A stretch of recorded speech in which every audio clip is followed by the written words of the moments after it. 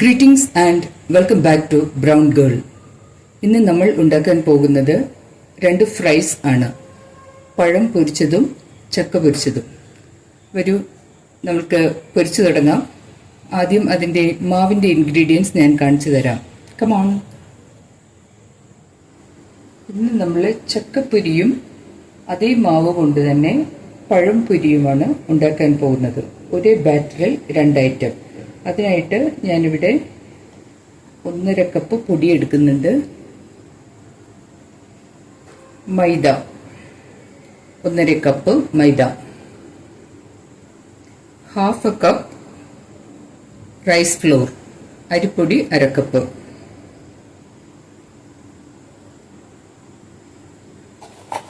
പഞ്ചസാര ഒരു 1.5 സ്പൂൺ. ഇത് ക്രിസ്പിനെസ് കിട്ടാൻ വേണ്ടിയിട്ടാണ്. ഉപ്പ് ഒരു നുള്ള്, മഞ്ഞൾപ്പൊടി കുറച്ച് കളർ കിട്ടാൻ വേണ്ടിയിട്ട്.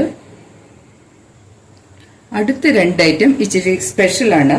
കുറച്ച് മുളക് പൊടി, ആ മധുരം ഒന്ന് ബാലൻസ് ചെയ്യാൻ വേണ്ടിയിട്ടാണ്. അതുപോലെ എണ്ണയൊക്കെ ഗ്യാസ്റ്റിക്കായിട്ട് തോന്നുന്നവർക്ക് ഒരു ഇച്ചിരി കായപ്പൊടി കുറച്ച് മതി. കായത്തിന്റെ മണം വരണ്ട. കായം ഇടുമ്പോൾ കൂടി പോകരുത്, കായത്തിന്റെ മണം വരാതെ നോക്കണം. ഇനി നമ്മൾക്ക് ഇതെല്ലാം കൂടി യോജിപ്പിച്ചിട്ട് വെള്ളം ഒഴിച്ച് നല്ല തിക്ക് ബാറ്ററായിട്ട് എടുക്കാം.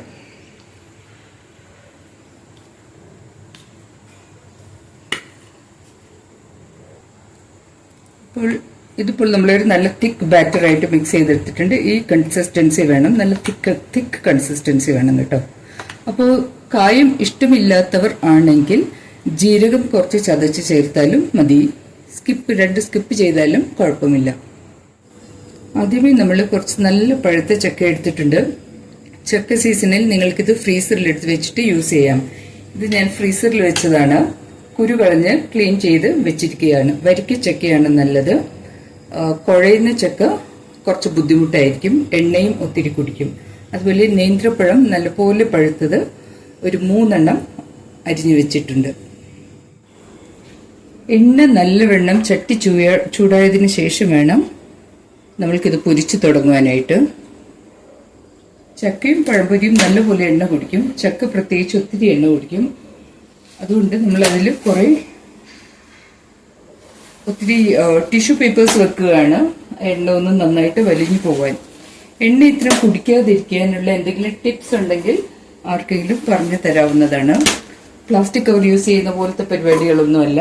ഓർഗാനിക് ആയിട്ട് എന്തെങ്കിലും ടിപ്സ് ഉണ്ടെങ്കിൽ പറഞ്ഞു തരിക. ആദ്യം നമുക്ക് പഴം പൊരിച്ച് മാറ്റാം. കാരണം ചക്കയ്ക്ക് കുറച്ച് ഓർഡർ കൂടുതലാണ്, കുറച്ച് സ്മെൽ അധികമുള്ളത് കൊണ്ട് പഴം നമുക്ക് ആദ്യം പൊരിച്ച് മാറ്റാം.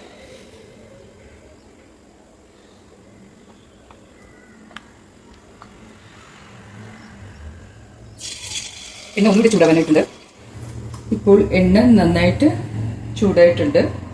നല്ല തിക്ക് ബാറ്ററായിട്ട് എടുക്കുകയാണ്.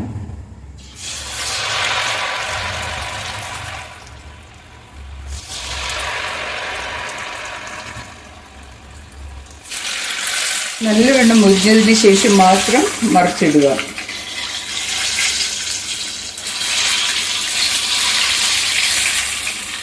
ഇത് നന്നായിട്ട് മുരിഞ്ഞിട്ടുണ്ട്. ഇത് നമുക്ക് ഇതെടുക്കാം.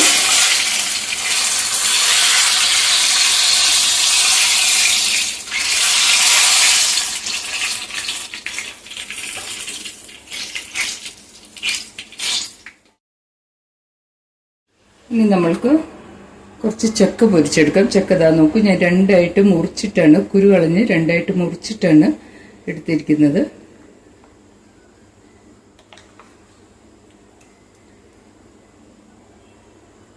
ഇത് ചക്ക പൊരിക്കുമ്പോൾ ശ്രദ്ധിക്കുക, നല്ല ചൂട് വേണം. കാരണം ചക്ക ഉള്ളിൽ നല്ലപോലെ വേകാനുള്ളതാണ്. ചക്ക ആരും കഴിച്ചിട്ടില്ലെങ്കിൽ ട്രൈ ചെയ്യുക, വളരെ ടേസ്റ്റി ആയിട്ടുള്ളൊരു സംഭവമാണ്.